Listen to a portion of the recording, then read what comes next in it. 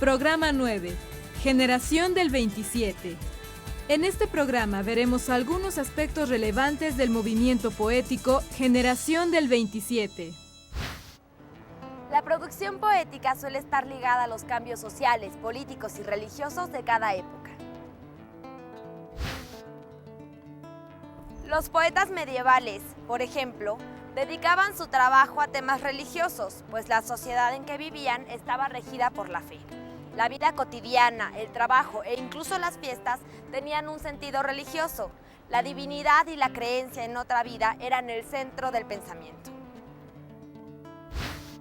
Por el contrario, los poetas renacentistas cantaron al amor humano, a la naturaleza, a la guerra y a la aventura por vivir en una época histórica en la que se revaloró la libertad personal y el individualismo. Hoy conoceremos un movimiento poético surgido en España en 1927. En el contexto de las artes y la literatura, ¿qué se entiende por movimiento? Un movimiento es un conjunto de rasgos comunes que aparecen en un determinado tiempo en la literatura, en las artes, etc. Hay ciertos sinónimos, por ejemplo, movimiento, corriente, escuela, ¿sí? Una escuela es cuando el movimiento ha sido más programado, más anunciado, a través de manifiestos, a través de declaraciones de principios. En cambio, un movimiento o una corriente se habla cuando esos rasgos comunes aparecen en un conjunto de artistas, de creadores, de escritores, y son rasgos comunes ¿en qué sentido? Tanto formalmente, es decir, formas de hacer las cosas, como temáticamente, es decir, aparecen ciertos problemas que no aparecían antes. Entonces, está asociado un poco, la idea para entenderlo, sería tal vez la idea de la moda. Nosotros estamos acostumbrados a la idea de la moda y podemos percibir cuando cambia una moda. En cierto sentido, son modas literarias las que suceden en los movimientos, ¿sí? Solamente que por lo general las modas en el ámbito general, están puestas en términos comerciales muchas veces o de necesidades de empresas o etcétera. En cambio, los movimientos surgen por la propia dinámica, por la propia manera de ser, de existir de ciertos temas o de ciertas formas. ¿Cuál es la relación entre un movimiento literario y los temas que aborda con el sentir y los valores de su época? Bueno, indudablemente que las formas artísticas recogen ciertos problemas que están en el ambiente social, que están en la subjetividad, en la mente, en lo que se llama la manera colectiva de imaginar, el imaginario colectivo sería una de las frases. Y entonces ciertos problemas aparecen recogidos en el arte y en la literatura, porque el arte y la literatura son en realidad formas de condensar, de intensificar y de volver más creativa y más afinada la vida social, la subjetividad social. Entonces, por ejemplo, antes la problemática de la mujer no era una problemática que estuviera en términos sociales en la mente de nadie, y de pronto aparece pues en los temas de la literatura. La literatura es como una especie de termómetro, o sismógrafo, para ponerlo así, que va reconociendo ciertos problemas que están ocurriendo, que están sucediendo en el ámbito social. La Primera Guerra Mundial finalizó en 1918 y ocasionó la muerte de más de 12 millones de personas, sin contar a los heridos y mutilados. En gran parte de Europa, los medios de comunicación y de transporte quedaron destruidos, disminuyó la producción industrial y agrícola y se generó una grave crisis económica. A esta crisis siguió la de 1929, que sumió a los Estados Unidos de Norteamérica en la Gran Depresión, la cual se extendió por una parte del mundo industrializado, generando inestabilidad política y económica.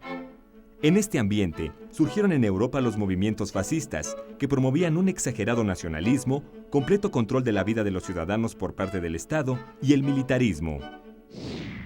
En este contexto sociopolítico surge en España la generación del 27. Los poetas de este movimiento escribieron sobre algunos acontecimientos sociales que impactaron la historia de su país. En la España de 1927, un grupo de escritores y poetas se reunieron para conmemorar los 300 años de la muerte del poeta barroco Luis de Góngora. Por eso, los conocemos como la generación del 27. Al igual que en el barroco, combinaron la poesía culta con la popular, agregando el verso libre, es decir, experimentaban con la cantidad de sílabas. A partir de 1931, España se convirtió en una república socialista.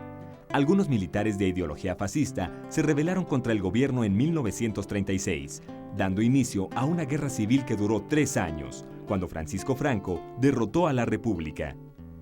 Dándole voz al sentir de su patria, diversos representantes de la generación del 27 apoyaron a la República o denunciaron la muerte y exilio de miles de sus compatriotas. La cebolla es escarcha, cerrada y pobre, escarcha de tus días y de mis noches. Hambre y cebolla, hielo negro y escarcha, grande y redonda. En la cuna del hambre mi niño estaba, con sangre de cebolla se amamantaba, pero tu sangre, escarchada de azúcar, cebolla y hambre.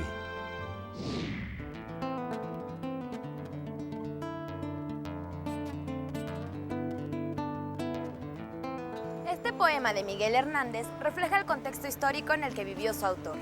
España era un país rural donde la situación de los campesinos era muy difícil. El poeta elige la cebolla como símbolo de la pobreza. Miguel Hernández nació en una familia humilde y se dedicó a la crianza y cuidado de las cabras durante su infancia. Fue un excelente autodidacta que aprovechaba sus descansos para leer a los grandes poetas españoles y escribir sus propios versos. Más tarde, viaja a Madrid y su talento le ganó el respeto de poetas como Pablo Neruda. Al inicio de la Guerra Civil, ingresa al ejército republicano y adquiere un gran compromiso político. Durante la guerra, escapa brevemente para casarse. A la derrota de la República, se convierte en un perseguido político y pasa los siguientes años en prisión. Estando en la cárcel, recibe una carta de su esposa, en la que le cuenta que su situación es tan difícil que a veces ella y su hijo solo tienen cebollas para comer. Es entonces que escribe la canción de cuna Nanas de la Cebolla. Tiempo después, Miguel Hernández se enferma de tuberculosis y muere en la cárcel a la edad de 31 años. Alondra de mi casa, ríete mucho. Es tu risa en tus ojos la luz del mundo. Ríete tanto que mi alma al oírte bate el espacio. Tu risa me hace libre, me pone alas. Soledades me quita, cárcel me arranca. Federico García Lorca fue otro gran poeta y autor teatral de la generación del 27. Como buen andaluz, era un profundo amante y conocedor de las culturas andaluza y gitana. Yo me subí a un pino verde por ver si la divisaba, por ver si la divisaba.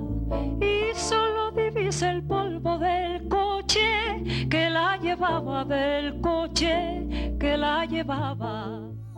Sus poemas reflejan la visión de este grupo étnico cuya cultura popular ha marcado el sur de España. Los gitanos expresan sus alegrías y tragedias en versos sencillos y musicales que influyeron profundamente en la poesía de Lorca. García Lorca murió asesinado por ayudar a sus amigos antifascistas. La luna vino a la fragua con su polizón de nardos. El niño la mira. Mira, el niño la está mirando. En el aire conmovido mueve la luna sus brazos y enseña, lúbrica y pura, sus senos de duro estaño. Huye, luna, luna, luna. Si vinieran los gitanos, harían con tu corazón collares y anillos blancos. En el poema Perfección, Jorge Guillén exalta la alegría de vivir y la armonía con el entorno. Queda curvo el firmamento, compacto azul sobre el día. Es el redondamiento del esplendor mediodía. Todo es cúpula, reposa, central sin querer la rosa, a un sol en cenit sujeta. Y tanto se da el presente, que el pie caminante siente la integridad del planeta. Es un momento caracterizado por su diversidad. Guillén es un ejemplo de cómo la poesía incorpora elaboradas imágenes y reflexiones. León Felipe nace en una familia acomodada. Estudia farmacéutica, pero abandona el ejercicio de dicha profesión para llevar una vida bohemia viajando por España, África e incluso México. Al inicio de la Guerra Civil, se rebela contra el gobierno franquista, se ve obligado a huir y volvió a México como refugiado. Yo no sé muchas cosas, es verdad. Digo tan solo lo que he visto.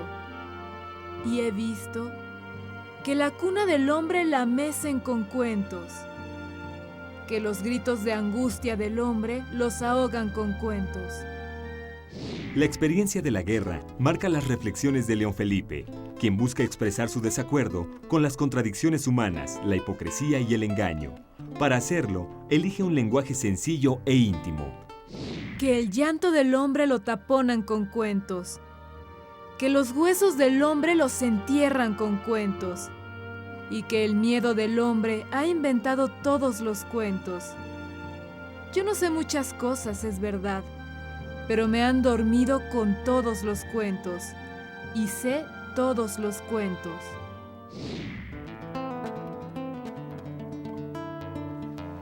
Espero que la información de este programa les sirva para comprender un poco más a los poetas de la generación del 27. Los temas que trataron y los recursos literarios que usaron reflejan el momento histórico y la sociedad que les tocó vivir. Hasta la próxima. Yo me subí a un pino verde por ver si la divisaba, por ver si la divisaba. Y solo divisé el polvo del coche que la llevaba, del coche que la llevaba. Anda, jaleo, jaleo, anda, jaleo, jaleo. Ya se acabó el alboroto y ahora empieza el tiroteo, y ahora empieza el tiroteo.